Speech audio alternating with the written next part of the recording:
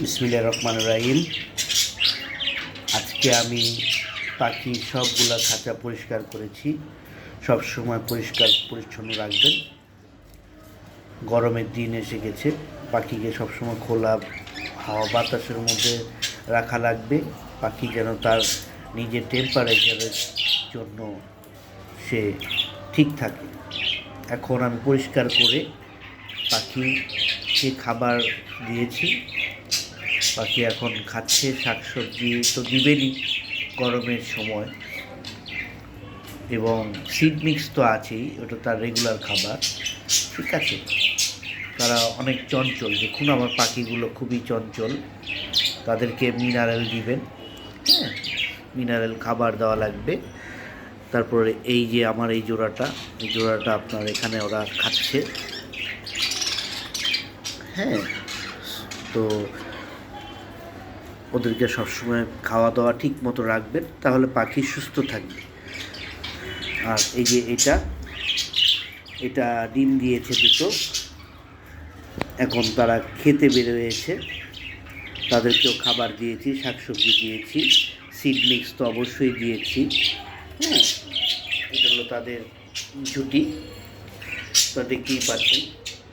সবসময় তাদেরকে প্লেফুল রাখার চেষ্টা করবেন, তাহলে তাদের রোগ বালাই হবে না। ঠিক আছে। তারপর এটা হলো আমি একটা নিয়ে এসেছি অনেক, এটা হলো আপনার মেল পাখি একটা। এটার জন্য একটা ফিমেল নিয়ে আসতে হবে।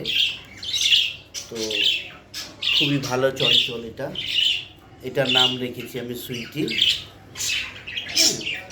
ওর নাম সুইটি। তো সবসময় পানি টানি পরিষ্কার রাখবেন, পাখি আপনারা সুস্থ অবশ্যই থাকবে। পাখি সুস্থ রাখার একমাত্র উপায় হচ্ছে পরিষ্কার পরিচ্ছন্ন। সবসময় ট্রে পরিষ্কার রাখবেন, যাতে কোনো কিছু না থাকে। ট্রে সবসময় পরিষ্কার রাখা লাগবে। ঠিক আছে। এই যে এই জোড়াটা মনে হয় ডিম দিবে, হ্যাঁ। মাশাআল্লাহ, পাখিগুলো দেখতে অনেক সুন্দর। আপনারাও চাইলে এভাবে পাখি পালন করতে পারেন। ঠিক আছে। এই জোড়াটাও ডিম দিয়েছিল, বাচ্চা করেছিল, এখন আবার ডিম দিবে। আর এটা ডিম দিয়ে দিয়েছে অলরেডি দুটো, আরও হয়তো ডিম দিবে। ঠিক আছে। তারা বাচ্চা কাচ্চা ভালোই করে। তা আপনারা সবসময় মনে রাখবেন, পাখি পালন করার উদ্দেশ্য হলো আপনার সময়টা কাটানোর জন্য। পাখি একটা এমন একটা জিনিস, খুবই ভালো লাগে, হ্যাঁ। তা আপনারা চাইলেও পাখি পালন করতে পারেন। আজকে এ পর্যন্তই। তো আল্লাহ হাফেজ, আসসালামু আলাইকুম।